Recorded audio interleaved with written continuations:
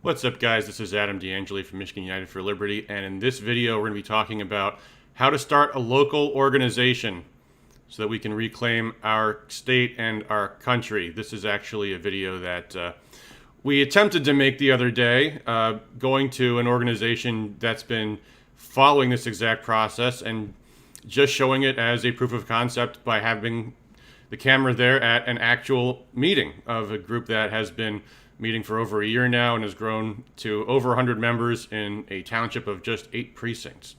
However, there was a few technical difficulties there.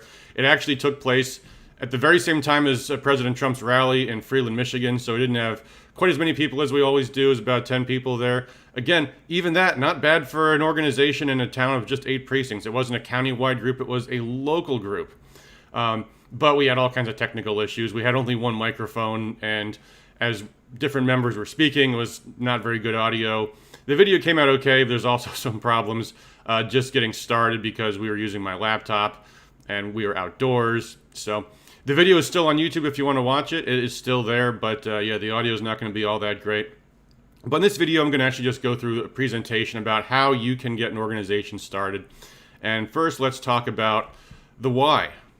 So let's go to the clip here.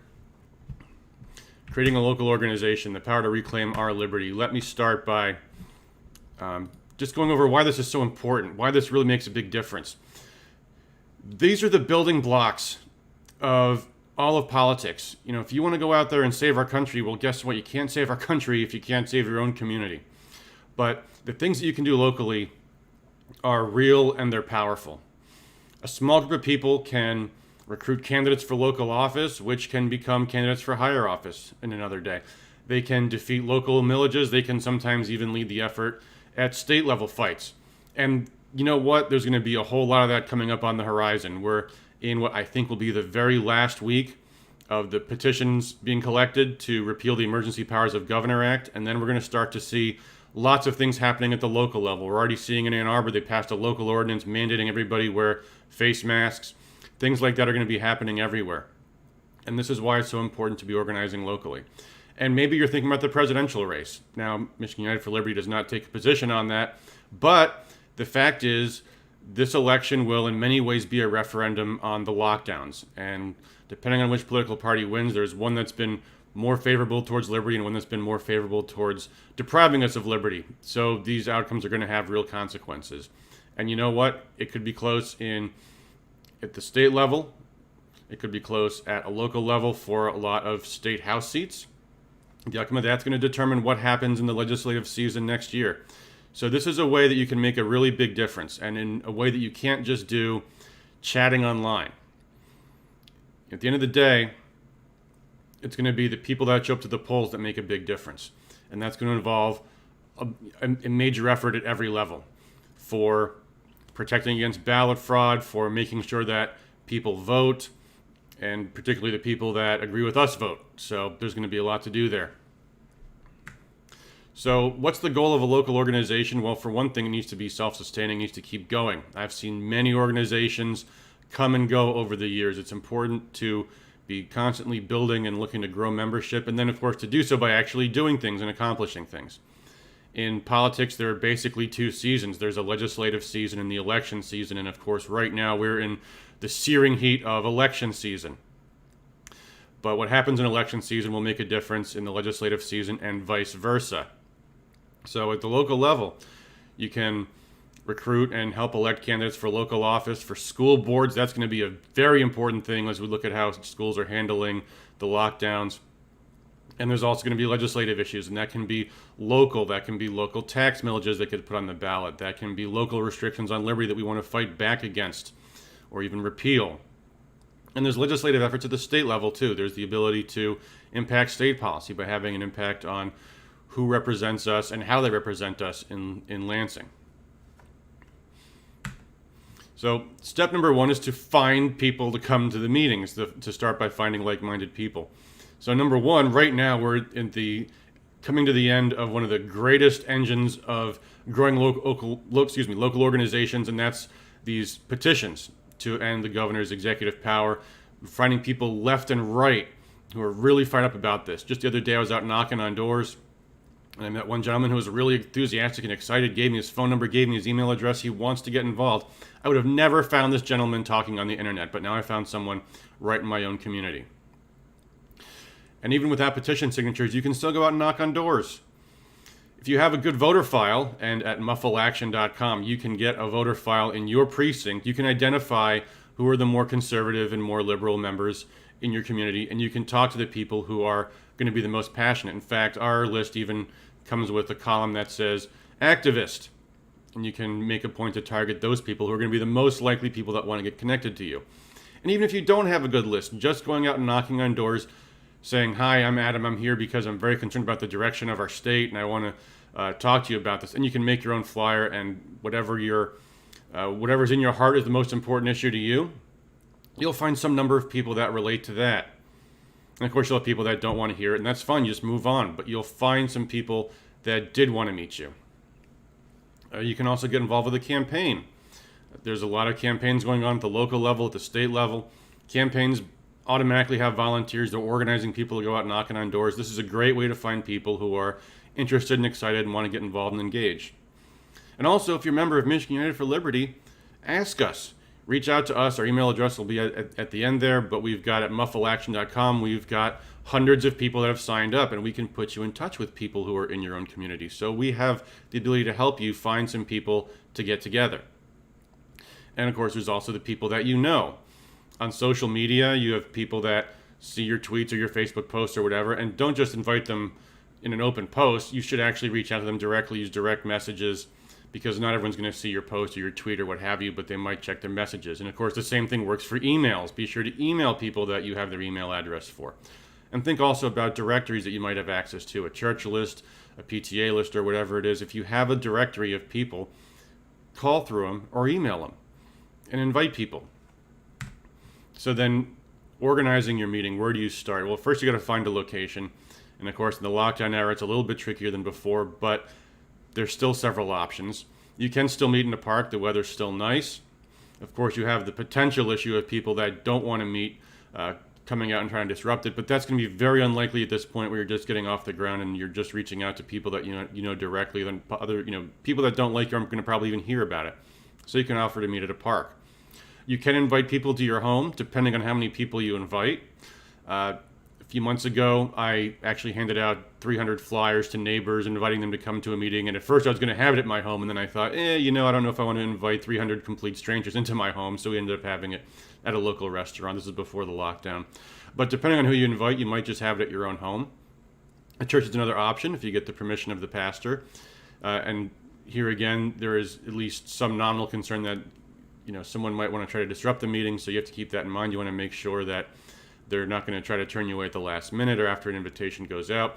And the same thing for having it at some kind of private property. It could be a restaurant if it's quiet, but be sure that it's going to be some quiet restaurant, not a noisy one. But again, you have to worry about if that's going to be a regular location, if people that don't like you are going to try to disrupt it. So you want to make sure it's someone that's going to be committed to it and they're not going to try to kick you out or cancel your meeting.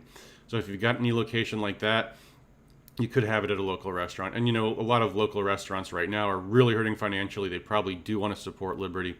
So one way to find out, go over there and ask the owner or the manager and see what they say. But right now, on a nice day, a public park's a good place. If it has a pavilion or something, that should be fine. So an outdoor location's also good too. Format. Now, this is a very important thing, and this is something I think a lot of organizations don't do the right way, which is oftentimes an organization will have one meeting a month, and it will be some kind of big production, some kind of 2-hour meeting. Sometimes they want to invite a guest speaker to come out, some expert on some kind of policy question, something like that. And the problem with doing it this way is meetings turn into big productions, and the work of the organization suddenly becomes mostly the work of just organizing the next meeting. Especially if you're involving flying someone out to give a lecture or something like that. That's way too much effort. What you want to have is a high frequency, low effort meeting, a regular weekly meeting, and it should only be 1 hour. 2 hours is someone's entire evening. 1 hour is not a big deal for most people. And you see, the big advantage in doing it weekly is if someone can't make a meeting, well, maybe they can come next week. especially right now we're in election season. If what you're trying to do is relating to the election, well, if you have one meeting in October, well, that's the end of it. So high frequency format. And what I recommend is half of that time is for socialization and half of that time is for program, which is whatever the effort of the meeting is going to be. And you really want to do it this way because you don't want to go into two different extremes. The one extreme being you're just hanging out and chatting with people, because then you're not actually accomplishing anything. But if all you're talking about is business, business, business, then people lose interest because they don't want to come. It becomes a burden for them to come. All they're going to be doing is being asked to do something. People don't really enjoy that. What they want to do is come and share. And what we saw at the meeting that we filmed last Thursday is the first half of that meeting, where everyone gets an opportunity to share, is people all get the opportunity to vent with people that want to hear what they're talking about. And that's always an exciting thing. You get to hear people's perspective. For example, we heard from someone who had approached someone who had it was one of those billboard trucks, and it was for the Democrats, and it had something about voting Democrat on it. And the woman was, obviously she was a conservative, so she came up to the person that owned the billboard and asked, how she felt about it, and was just polite and friendly. And she said, I've gotten people that scream and yell at me. And, we see, of course, with total clarity, the people who are completely hysterical in support of the lockdowns. But, some people on our side, too, can be harsh to other people, and that's not a good thing. But when someone reaches out in kindness and in dialogue and talks to them, she actually had a very nice conversation with the person, and they did talk about the issues, and she did, in a very gentle way, talk about, how do you feel about how the lockdowns have impacted our lives and so forth. And someone who had a previously almost universally negative experience with people harassing her about the billboard ended up being a positive conversation. And of course, she had to have a billboard because she had to earn a living. That's what the billboard was paid to say. So she wasn't actually in support of the message, but because of the negative interactions that she'd had with other people, it was pushing her in that direction. And so this person had a nice chat with her. And that's the kind of dialogue that we want to have with one another too, because then we learn from each other. We also learn different things. Like, I just learned an interesting thing about the Unlock Michigan effort, which is that there is a serious question about when the legislature actually repeals the Emergency Powers of Governor Act, will it be able to be put into immediate effect, or will it have a 90-day delay? That's an interesting and important question. So all of these things come out when people have a discussion. So the socialization component is important, giving people the opportunity to share. It means it's not just one person running an effort and doing all the work, and people feel like they really want to come because they have something to contribute. So that socialization element is very important. And then, of course, you have to actually have the program. And what we did on Thursday was I discussed the different things that we can do to protect the integrity of the election. And again, Michigan United for Liberty is an issue-based organization. We're not pushing for the election to be going one way or the other for any candidate, but it is important that we have a safe and a secure election where people have faith in what the outcome is. And so election protection is very important. So I talked about how you become a poll worker, how you become a poll watcher. I think I'll actually do a video about that soon, because I want to keep it separate from this video. I don't want to go too long on this one. But that was a very important, very timely topic, and people didn't know, how do I become a poll worker in Detroit? How do I become a poll watcher? People hear about all these things in the news, and they want to know what they can do to get involved. So I showed them, here's how you find the form, here's how you apply, here's what the expectations are, here's what the differences are between a poll worker and a poll watcher. So that was our program for the evening. When we come back in the following week, we're going to see how many people got signed up to become poll workers and poll watchers. So that was the program for that event. But at other weekly meetings, we've had one time we had a letter writing campaign opposing a big regional transit deal that was going to be happening in Southeast Michigan. We actually did a lot of great work to stop what would have been a $4.5 billion spending increase. We've also had efforts to recruit people for school boards and for library boards and things like that. We've actually, over the last couple of years, recruited multiple candidates for township offices. And that's really making a great impact. And having these people, and again, if you have an organization with 100 people in a town of 8 precincts, you can make a huge impact in who controls what goes on in local politics. I mean, that has real outcomes. So those are just some of the things that we've done in our different meetings. So this is the format that I highly recommend. But whatever your meeting is, see how it goes, and after the meeting, evaluate what went right, what went wrong, what could be adjusted. But in my experience, I've found we have a lot of success having short 1-hour meetings where people can have dinner before or after. And of course, people can stay and socialize. Sometimes people come early, sometimes people stay late. So you're not necessarily constrained to that 1 hour, but you do want to let people know to expect to be there no more than 1 hour. And that way, people can still come without having to spend their whole evening at the event. So that's the format that I think is very good. So what different types of topics? We touched on this a little bit already. Right now, we're in the middle of election season, so the big thing right now that I'm strongly encouraging people to get involved with is precinct canvassing, knocking on doors, identifying which voters support liberty, which ones don't, recruiting people that are passionately in support of liberty to start getting more involved, making sure that the people that are on our side will turn out and vote, and all that great stuff. And then, of course, again, election protection right now is a very, very big topic. I think that might even be the biggest thing in how we have an outcome in Michigan, because there are a lot of ways for the vote to be exploited and to be tampered with, and that is going to be a major decider in whether or not we have a fair outcome in this election, is the ability that we have to keep an eye on things, that we don't have a situation where people can commit election fraud and not be discovered because nobody's watching them. But in most times, and it will be once again starting in, actually right after November 3rd, because there's what we call the lame duck period, but then most of the rest of the year is legislative season, and that's when we're advocating on different issues. And there's going to be lots to advocate for going forward on mask mandates, on what's going on at the local schools, and what we need to do to get our state back to normal again, and to overcome this massive takeaway of liberty that we've had over the past 6 months.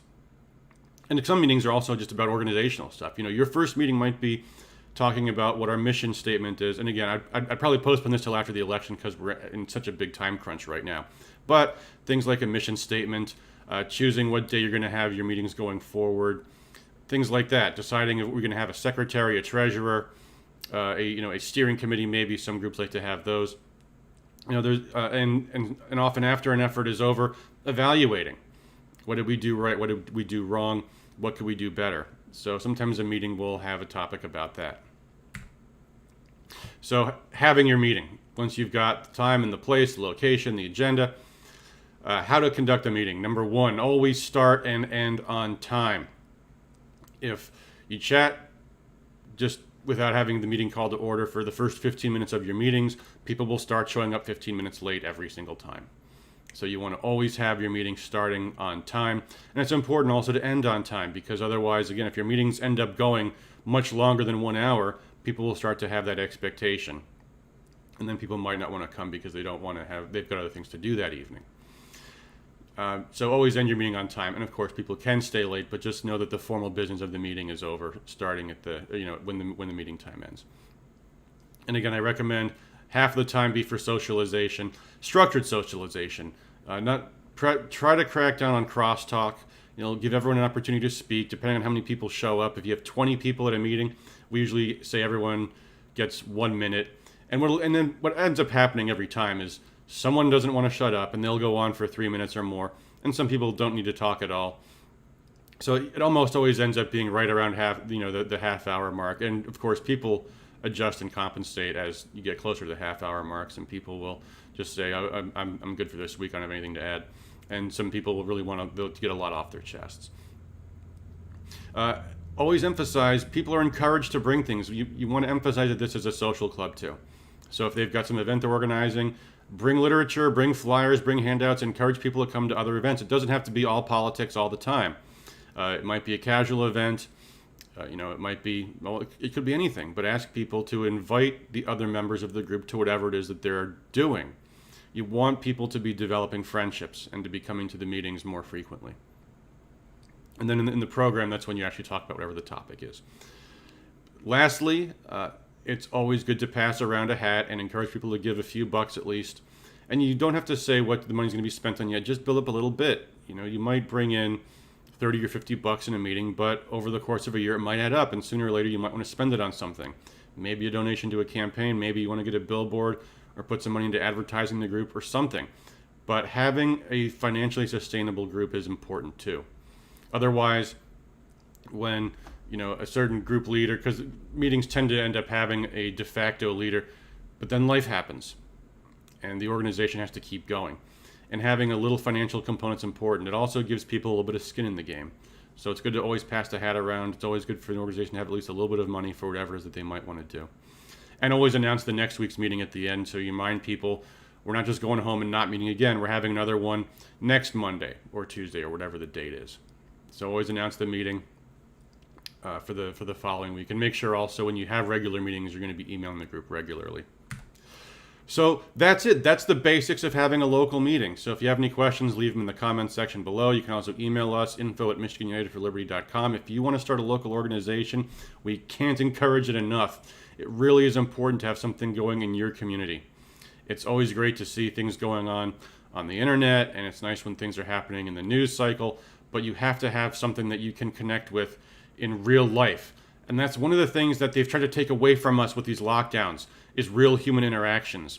And we have to fight against that. We can't be just staring at our computers day in and day out. This is not healthy for society, and we've got to fight back against that. So we hope you take this video as inspiration and a little bit of a blueprint for getting something started locally. Of course, if there is something going on locally, get involved in that too. That's another great way to reach out to new people and to find new people, is to go to other people's meetings as well.